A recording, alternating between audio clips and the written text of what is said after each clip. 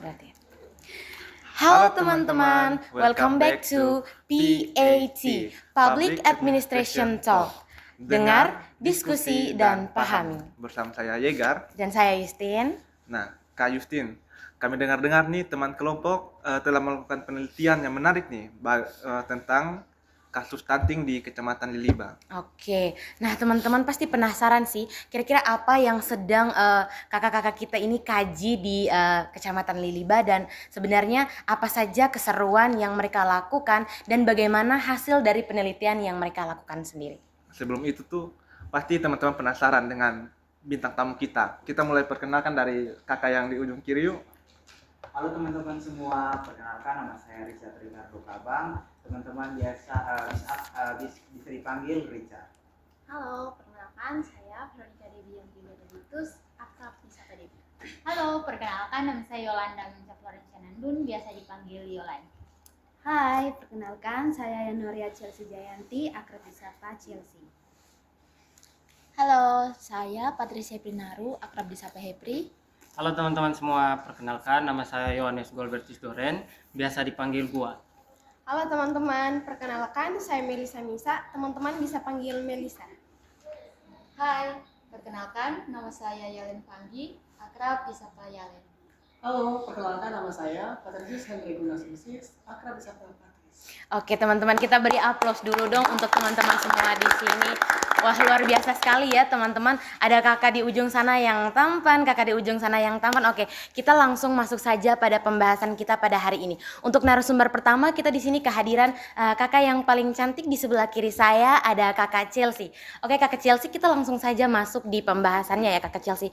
Sebenarnya apa sih yang mendorong kakak Chelsea dan teman-teman ini mengangkat atau mengkaji tentang kasus stunting yang sedang hangat untuk diperbincangkan saat ini? Baik, terima kasih Kak Justin, pertanyaan yang sangat menarik. Pertama-tama sebelum kita meneliti itu kita perlu tahu dulu apa itu stunting. Nah, stunting ini adalah kondisi gagal tumbuh pada anak usia 5 tahun yang disebabkan karena gagal gizi kronis dan infeksi berulang, terutama pada 1000 hari pertumbuhan atau 1000 hari pertama kehidupan atau HPK, sehingga menyebabkan anak ini memiliki tinggi badan yang rendah, yang tidak sesuai dengan standar usianya. Nah, yang kedua, apa sih penyebab stunting itu sendiri? Yang pertama itu adalah karena kurangnya asupan gizi pada anak tersebut, terutama pada balita. Yang kedua, adanya infeksi berulang pada anak tersebut sehingga dia mengalami stunting. Yang ketiga juga adanya karena kurangnya sanitasi dan air bersih. Dan yang keempat adalah kurangnya pengetahuan orang tua terkait dengan asupan gizi pada anak tersebut. Nah, ini mengapa ini stunting ini perlu untuk diangkat untuk diteliti, karena yang pertama kita melihat dari kondisi masa depan bangsa di masa depan, di mana anak-anak yang memiliki riwayat stunting atau yang mengalami stunting itu dia memiliki produktivitas yang rendah, sehingga kontribusi dia untuk negara itu sangat minim. Yang kedua, kita melihat dari kecerdasan dan produktivitas. Biasanya anak yang memiliki stunting ini dia mengalami penurunan pada kinerja otak, sehingga dia tidak mampu menghasilkan sesuatu hal yang produktif begitu, sehingga kontribusinya sangat minim untuk bangsa dan negara. Dan yang terakhir, mengapa stunting ini perlu untuk kami teliti, karena stunting ini memiliki pengaruh signifikan juga terhadap kemajuan bangsa itu sendiri, sehingga kami perlu untuk meneliti ini supaya kami juga bisa mengimplementasikan apa yang sudah kami terapkan, apa yang sudah kami teliti, agar tidak lagi ada anak-anak yang terpapar stunting, sehingga kita akan menciptakan anak-anak yang masa depannya cerah dan berguna bagi bangsa dan negara. Mungkin itu saja Kak Justin dari saya. Oke, jadi kakak Chelsea, bagaimana kita bisa menjaga agar anak-anak itu tetap ada di dalam pola kehidupan yang sehat begitu ya Kakak Chelsea. Dimana berarti di sini Kakak Chelsea menjelaskan bahwa kita benar-benar harus menjaga pola asuh anak itu sejak dini ya, harus didasari dari sejak dini yang kemudian ini harus diimplementasikan oleh seluruh ayah ataupun ibu di luar sana agar anak-anaknya bisa terhindar dari kasus stunting. Nah, Kakak Justin, kita kan sudah mengetahui bagaimana stunting itu dan apa sih ciri-cirinya. Dan sekarang kita lanjut ke Kakak Richard. Bagaimana sih teman-teman melakukan penelitian ini dan teman-teman mengukur indikator keberhasilan dari program ini? Nah, mengukur keberhasilan program stunting ini, kami memiliki beberapa indikator. Yang pertama itu indikator pendukung, di mana indikator pendukung ini pengetahuan dan praktik gizi terhadap ibu hamil dan juga ibu menyusui. Yang kedua adalah akses program, termasuk akses ke layanan dan pendidikan gizi. Yang berikut adalah indikator tambahan. Indikator tambahan ini adalah peningkatan status gizi anak, termasuk tinggi badan, berat badan, dan juga lingkar lengan atas. Yang berikutnya adalah cara mengukur keberhasilan. Keberhasilan yaitu pemantauan dan evaluasi secara berkala terhadap status gizi anak dan dampak program. Yang berikutlah adalah analis dan informasi untuk menentukan efektivitas program dan mengidentifikasi area yang perlu ditingkatkan. Dengan menggunakan indikator-indikator tersebut, pemerintah dan masyarakat dapat memantau dan mengevaluasi keberhasilan dalam program stunting. Oke, luar biasa sekali ya pernyataan dari Kakak Richard tadi, bahwasannya kita dapat mengukurnya dari lingkar lengan dan ukuran tinggi badan serta berat badan dari anak ya teman-teman. Kalau kita mau mengukur bagaimana mengukur indikator keberhasilan dari apakah anak ini stunting atau tidak begitu ya, terkena dampak stunting atau tidak. Oke, kita lanjut pada narasumber ketiga, Kakak Yolan. Kakak Yolan, apa sih kendala yang Kakak Yolan dan teman-teman alami sewaktu Kakak Yolan dan teman-teman melakukan penelitian begitu? Apa faktor yang menghambat dan mendorong terjadinya penelitian ini? Oke, baik, terima kasih, pertanyaan bagus Kakak Justin dan Kakak Yegar. Jadi ada beberapa kendala yang menghambat dan faktor yang mendukung penanganan stunting di Liliba ini. Ada 4 faktor teman-teman. Yang pertama itu kekurangan gizi, yang dimana anak-anak dan ibu hamil hingga sekarang masih sulit untuk mendapatkan makanan yang bergizi. Seperti makanan sehari-hari yang mereka konsumsi itu masih sangat kekurangan protein, seperti sayur dan buah-buahan, yang dimana kekurangan tersebut dapat menghambat pertumbuhan dari anak-anak tersebut. Yang kedua ada kekurangan pengetahuan akan gizi. Hingga saat ini masih banyak orang tua yang belum mengetahui tentang pentingnya gizi dan cara untuk membuat MPASI untuk anak-anak. Yang ketiga ada dari faktor lingkungan, yang dimana kurangnya lingkungan yang bersih dan fasilitas air bersih yang dapat membuat anak-anak mudah untuk terjangkit penyakit seperti diare, yang dimana diare dapat membuat anak-anak mengalami penurunan penyerapan gizi. Yang terakhir ada di bagian ekonomi, yang dimana hingga saat ini masih banyak keluarga-keluarga dengan pendapatan rendah, sehingga dari pendapatan tersebut mereka tidak dapat untuk membeli atau menyediakan makanan-makanan bergizi, sehingga hingga saat ini anak-anak dan ibu hamil masih sulit untuk mendapatkan makanan bergizi. Terima kasih teman Yolan. Dan selanjutnya pertanyaan ke teman Kakak Jalen. Di sini kan dalam penelitian itu ada menggunakan berbagai macam metode ya. Di sini apa sih metode yang teman kelompok ambil dalam penelitian ini? Oke, baik. Teman Justin dan teman Yegar, terima kasih atas pertanyaannya. Di sini kami melakukan penelitian dengan menggunakan 4 pendekatan. Yang pertama ada PESTEL. Nah, di dalam PESTEL di situ kami menggunakan politik, ekonomi, sosial, teknologi, environment, dan legal. Nah, PESTEL ini merupakan alat yang sistematis untuk memadai faktor-faktor eksternal dalam penelitian kami. Nah, yang kedua itu ada model stakeholder. Nah, model stakeholder ini di situ kami menganalisis peranan dari aktor-aktor, kekuasaan, kepentingan, dan organisasi-organisasi yang terlibat di dalam penelitian kami. Nah, yang ketiga itu ada model RIX. Nah, model RIX sendiri berarti administrasi publik dipengaruhi oleh konteks sosial, ekonomi, dan kultural. Nah, yang terakhir itu kami menggunakan analisis kapasitas internal. Nah, di dalam analisis kapasitas internal ini, di situ kami menganalisis ada berbagai poin-poin ya teman-teman. Jadi yang poin yang pertama itu kami menganalisis sumber daya manusia, dan yang berikutnya itu ada anggaran, teknologi informasi, dan budaya organisasi yang ada dalam penelitian kami.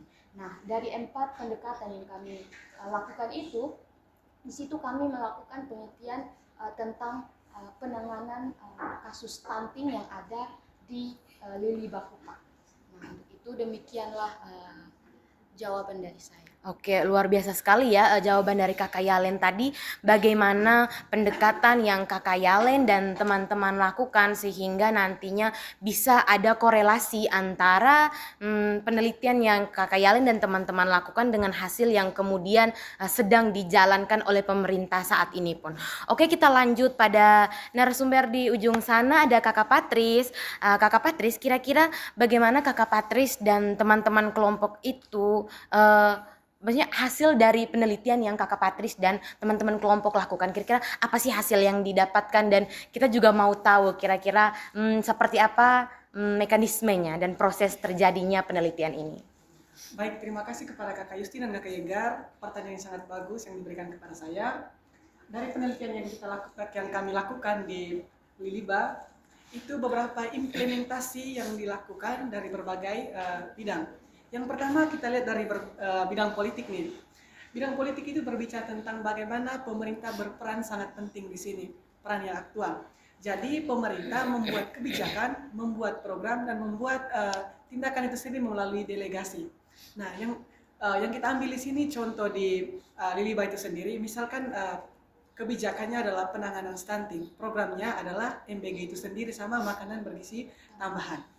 Yang kedua dari aspek ekonomi, masalah stunting sangat erat kaitannya dengan ekonomi itu sendiri. Banyak keluarga hidup dalam keterbatasan ekonomi di Liliba itu sendiri.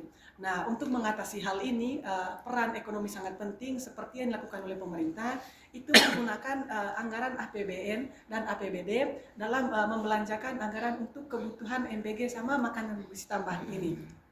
Yang ketiga dari aspek sosial itu sendiri, faktor sosial memainkan peran penting dalam terjadinya stunting, seperti pola masyarakat yang tidak tahu tentang ilmu gizi, yang kedua pengaruh asuh, yang ketiga pemberian aksi eksklusif itu sendiri.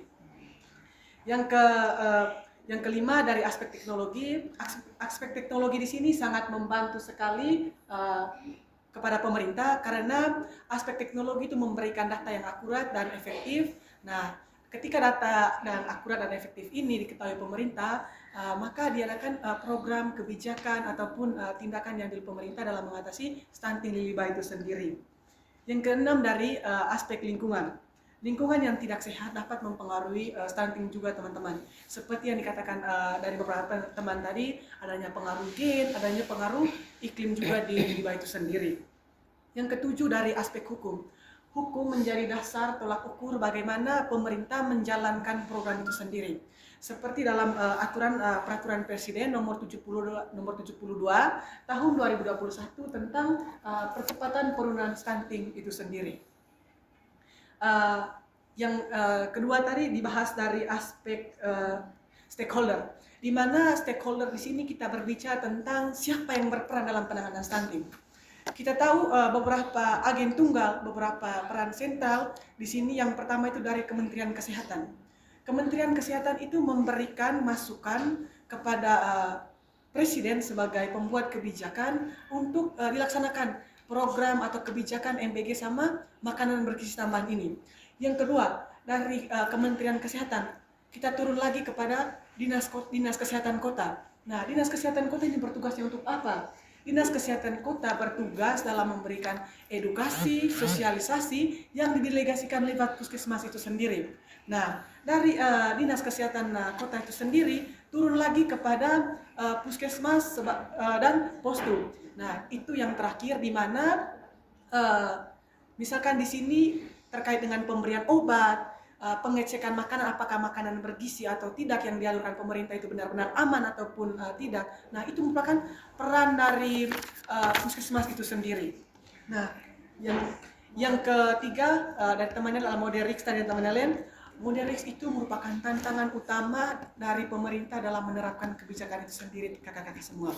Di mana di sini pemerintah harus bertentangan dengan model tradisional. Salah satu contoh nih, misalkan di Liliba itu sendiri ada anak terpapar stunting, terkena stunting.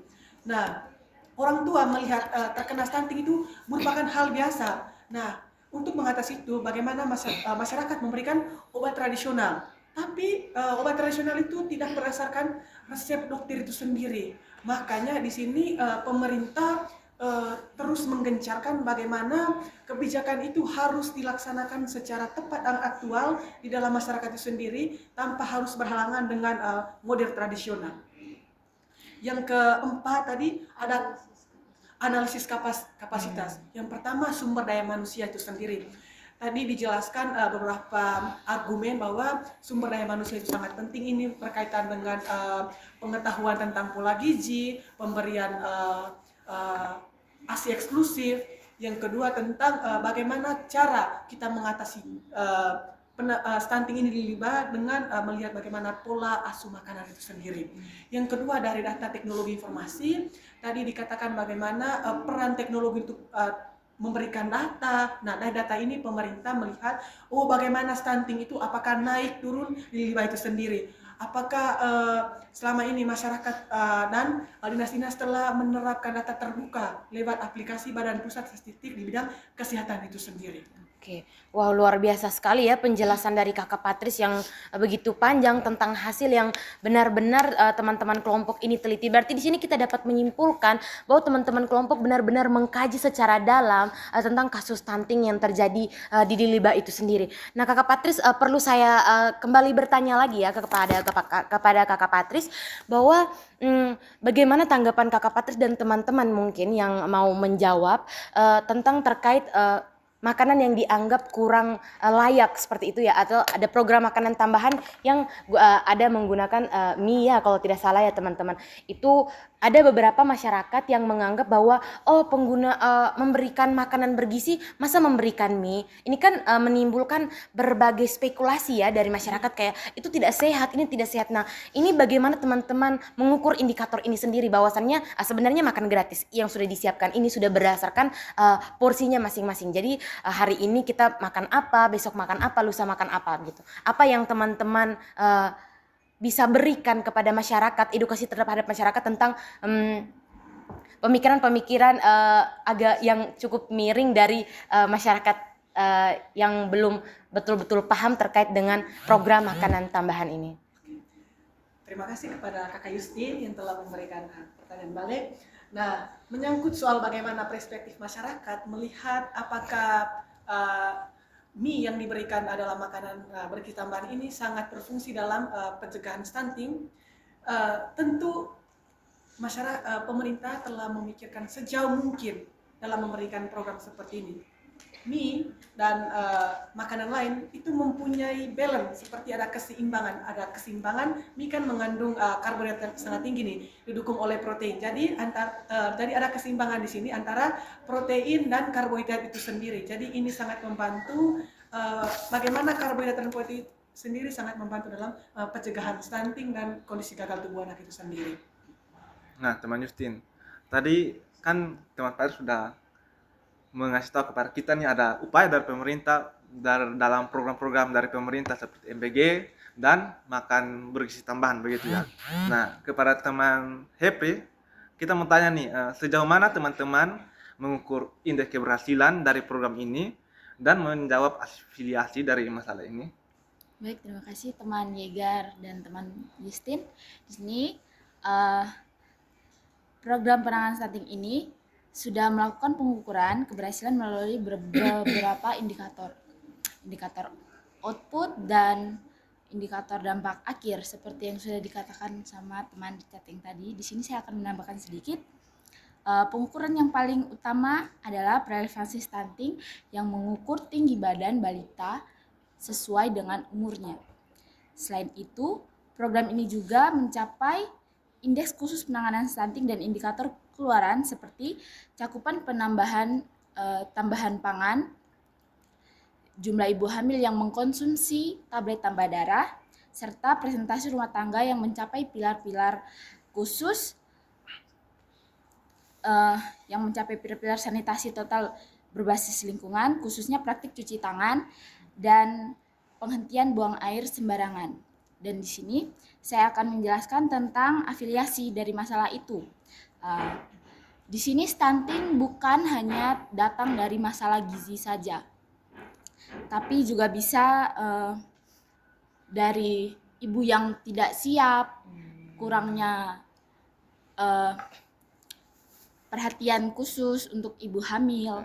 Di sini afiliasi ini menegaskan bahwa sanitasi tidak memadai seperti akses air bersih dan kebersihan diri yang rendah menjadi faktor penyebab mendasar yang memicu penyakit infeksi, terutama diare dan usus kronis sehingga menghambat penyerapan nutrisi dan pada akhirnya bisa menyebabkan stunting itu sendiri. Oke, Kakak Happy. Berarti di sini sebenarnya faktor-faktor yang mendorong adanya kasus stunting ini banyak ya teman-teman. Itu terkait dengan bagaimana masa kehamilan di usia dini juga menjadi sebuah masalah begitu ya Kakak Happy. Jadi sehingga menimbulkan adanya dewasaan dalam menangani hal ini sehingga dampaknya itu terkena pada anak-anak yang tidak tahu apa-apa ya begitu, karena kita sebagai ibu, kita sebagai orang tua, kita yang mempersiapkan bagaimana tumbuh kembang anak-anak kita. Oke, kita lanjut pada pertanyaan berikutnya. Ada Kakak Debbie. Kakak Debbie, bagaimana sih Kakak Debbie dan teman-teman Kakak Debbie dari kelompok ini untuk melihat kasus stunting dan pelaksanaannya? Apakah sudah berjalan dengan baik atau mungkin ada kendala apa saja yang terjadi dan solusi yang ditawarkan itu seperti apa? Baik, terima kasih atas pertanyaannya. Jadi pertama itu kita lihat dari data dulu. Jadi data di tahun 2023 di Kelurahan Liliba itu ada 38 anak yang terkena kasus stunting, dan di tahun sebelumnya ada 185 anak yang terkena kasus stunting. Jadi di sini bisa kita lihat dengan jelas ya bahwa ada penurunan angka kasus stunting. Jadi di sini membuktikan bahwa program penanganan stunting yang ada di Liliba ini itu berjalan dengan baik dan menghasilkan output yang baik pula.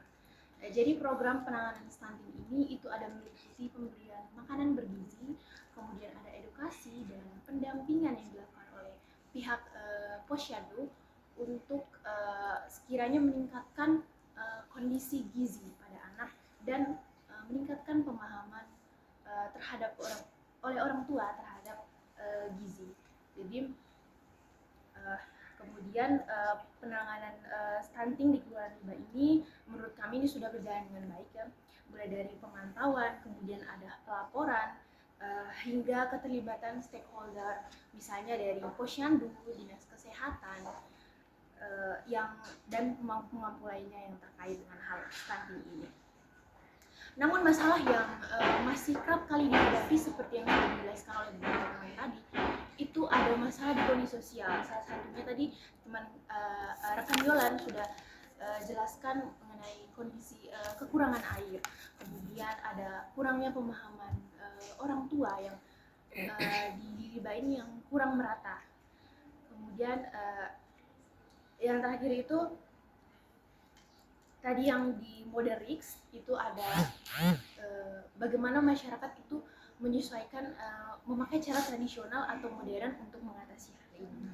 Nah, jadi oleh karena itu solusi yang mungkin bisa ditawarkan itu adalah dengan pendekatan kolaboratif dan edukasi yang berkelanjutan agar hasil yang ada sekarang ini, yaitu penurunan stunting, ini bisa terus berlanjut. kemudian ada dukungan dari kebijakan, kemudian ada sosialisasi yang dilakukan kepada masyarakat agar dapat menjaga keberlanjutan dari hasil program ini. Jadi singkatnya, kami menilai bahwa program penanganan stunting yang ada di Kelurahan Liliba ini sudah berjalan dengan baik. Dengan kita bisa lihat dari hasil data real yang sudah ada, yaitu penurunan stunting dari tahun 2022 ke tahun 2023. Namun pengawasan juga, terus pelaporan dan kerjasama antara pemerintah dan masyarakat masih harus terus ditingkatkan dan dioptimalisasi agar hasil dari program penanganan yang sekarang ini itu bisa terus berlanjut dan nantinya juga pasti akan berkembang di masa yang mendatang. Terima kasih. Nah, jadi menurut Kakak Debbie ini kasus stunting di Liliba itu sudah ditangani dengan baik ya.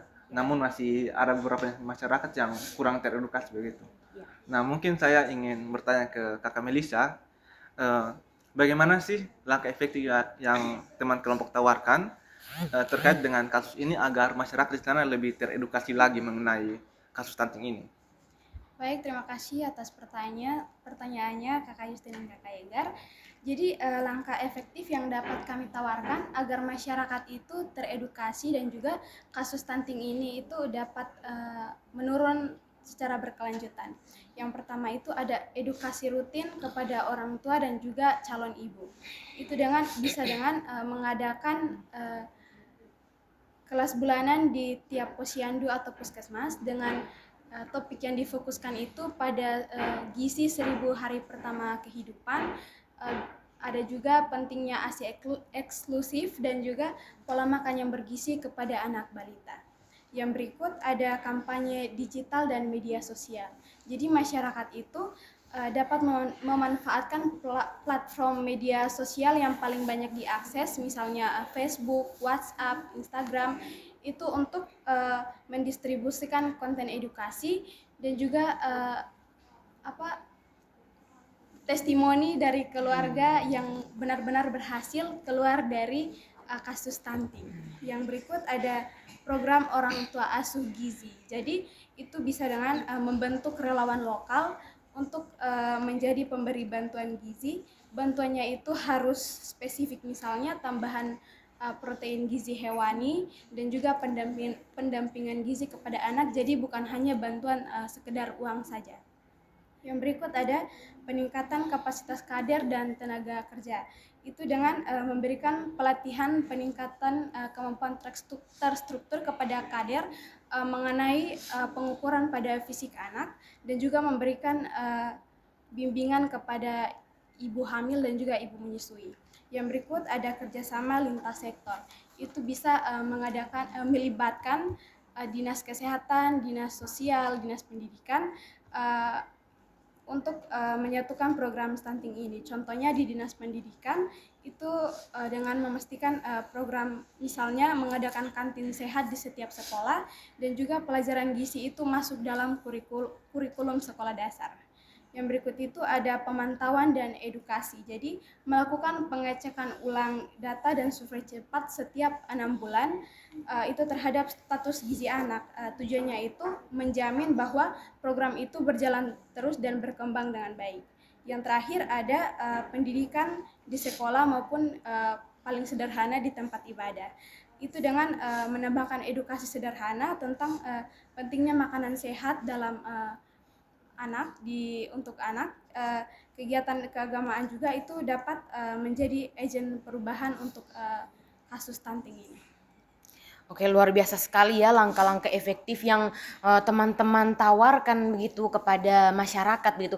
Ada berbagai banyak sekali langkah-langkah efektif yang kemudian teman-teman tawarkan untuk menjawab kebutuhan dari masyarakat model RIX tadi, bahwasannya masyarakat kita ini masih masyarakat yang setengahnya masih mempercayai hal-hal yang tradisional begitu, itu memang tidak terlepas dari ciri khas dari masyarakat kita sendiri ya teman-teman, sehingga ini menjadi kendala utama dan menjadi masalah utama juga untuk kita meneliti, sehingga di sini ada beberapa langkah-langkah efektif dan pendekatan-pendekatan yang sudah Kakak Melisa jelaskan tadi. Oke, terima kasih untuk jawaban yang luar biasa. Kita lanjut pada narasumber terakhir kita. Di sini ada Kakak Gual. Kakak Gual di sini bagaimana sih interpretasi dan relevansi atau korelasi untuk kemudian teman-teman mengkaji tentang kasus anak stunting dengan mengukur tinggi badan dan berat badan dari anak-anak stunting. Oke, baik, terima kasih. Di sini interpretasi, relevansi, dan korelasi itu menjadi faktor yang penting dalam memantau pertumbuhan dan perkembangan anak, dan juga itu dipengaruhi oleh beberapa faktor seperti yang sudah dijelaskan oleh teman Yolan tadi. Itu ada gizi, ada pengetahuan, ekonomi, dan juga lingkungan. Nah teman-teman, perlu kita ketahui bahwa dalam menentukan tinggi badan anak, apakah dia tergolong dalam stunting atau tidak, itu ada rumusnya teman-teman. Nah rumusnya itu Z dikurangi skor dibagi standar deviasi, di mana Z sendiri merupakan tinggi badan anak dan juga skornya itu merupakan tinggi badan anak rata-rata dibagi dengan standar deviasi. Nah, saya kasih contoh satu begini. Jadi, pertama itu kita harus menentukan kriteria standar deviasi.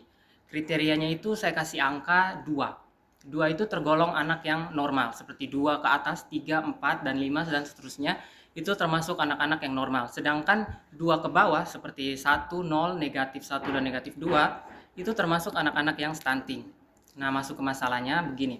Jika ada satu anak berusia 5 tahun memiliki tinggi badan 100 cm dan tinggi rata-rata anak seusianya 110 cm dengan standar deviasi 5, maka berapakah Z skornya?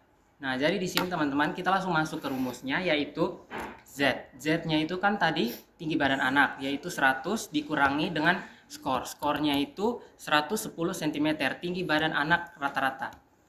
Dibagi dengan standar deviasi 5. 100 dikurangi 110 sama dengan negatif 10. Negatif 10 dibagi 5 sama dengan negatif 2. Nah, dari situ kita bisa tahu negatif 2. Berarti dia di bawah 2. Jadi dia itu termasuk tergolong anak stunting. Mungkin itu saja yang bisa saya jelaskan. Luar biasa sekali ya. Kita beri aplaus dulu dong untuk teman-teman semuanya. Jawaban yang luar biasa yang akhirnya ditutup oleh narasumber terakhir kita dengan bagaimana mengedukasi masyarakat tentang cara menghitung anak stunting. Untuk ibu-ibu atau orang tua di rumah yang mungkin ingin menghitung ya teman-teman, apakah kira-kira anak saya ini masuk dalam kategori stunting atau tidak ya teman-teman, atau mungkin teman-teman di rumah ada adik-adik yang masih kecil, mungkin ketika kita pergi ke posyandu begitu ya teman-teman, terus tiba-tiba ibu di posyandu bilang, oh Kakak Richard ini adiknya stunting ini. Kakak Richard tidak terima kan, Kakak Richard bilang, tidak bisa ibu, saya coba hitung dulu, karena Kakak Richard sudah tahu nih rumusnya. Wah, luar biasa sekali ya. Begitupun teman-teman yang lain, teman-teman tidak terima bahwa anak saya atau adik saya, ponaan saya dikatakan stunting, saya bisa hitung sendiri loh rumusnya seperti apa dengan yang sudah dijelaskan oleh Kakak Gual tadi ya, tentang tinggi badan anak yang dibagi dengan standar tadi ya. Wah, luar biasa sekali. Oke, tidak terasa kita sudah sampai di penghujung. Saya mau memberikan kesimpulan untuk kegiatan kita dan acara kita pada hari ini. Oke teman-teman, pada kesempatan ini kesimpulan yang dapat saya berikan bahwasannya edukasi untuk masyarakat itu harus penting untuk dikolaborasikan dan diefektivitaskan serta diefisienkan. Mengapa ini penting teman-teman? Edukasi terkait kasus stunting ini perlu dilakukan untuk kemudian menjadi eksistensi untuk masyarakat itu sendiri.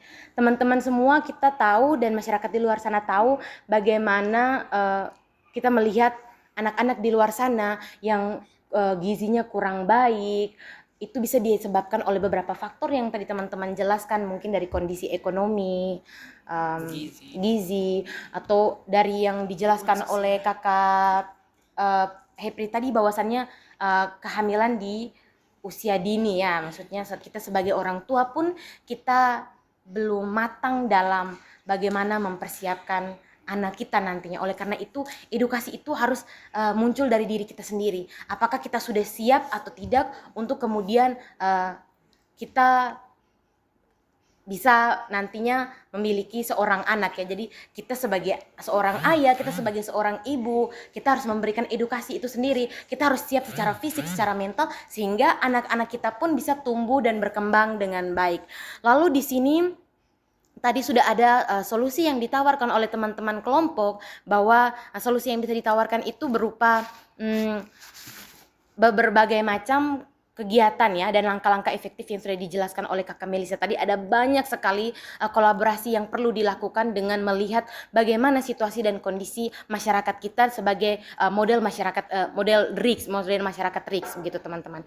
Nah di sini perlu kita ketahui bahwa inkompetensi dan pengetahuan dasar dari orang tua itu sangat menjamin bagaimana terjadinya pertumbuhan untuk anak-anak kita ke depannya, dan kita mendorong bagaimana anak-anak bangsa kita tumbuh dengan baik, dan bagaimana di sini pemerintah punya peluang dan punya peranan penting.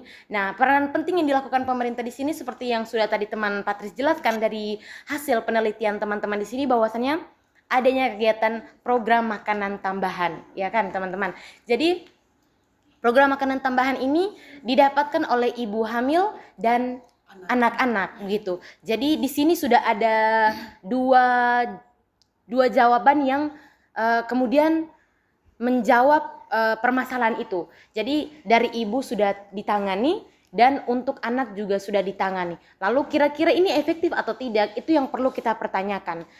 Kira-kira ketika sudah dilakukan kegiatan ini, ketika sudah dilakukan proses ini, dilakukan program makanan tambahan ini, apakah kasus stunting itu masih berjalan atau tidak? Nah itu menjadi tanggung jawab dan hal yang perlu diperhatikan pemerintah dan tenaga kesehatan di daerah masing-masing yang menangani kasus stunting di setiap daerah begitu.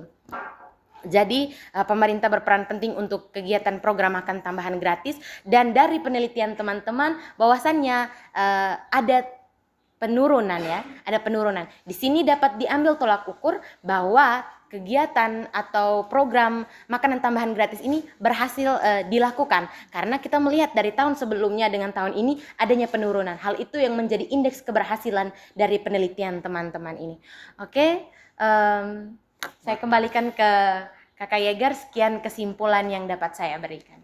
Sangat seru ya hasil presentasi kita hari ini. Iya. Namun kalau ada pertemuan pasti selalu ada perpisahan. Benar sekali Kakak Yegar. Nah, di sini kita sudah sampai di penghujung acara nih teman-teman. Terima kasih buat kakak-kakak semua yang sudah hadir ke acara kita kali ini. Oke, baik teman-teman. Itu saja yang dapat kami sampaikan. Atas perhatian teman-teman, saya ucapkan terima kasih dan Sampai jumpa. Edit.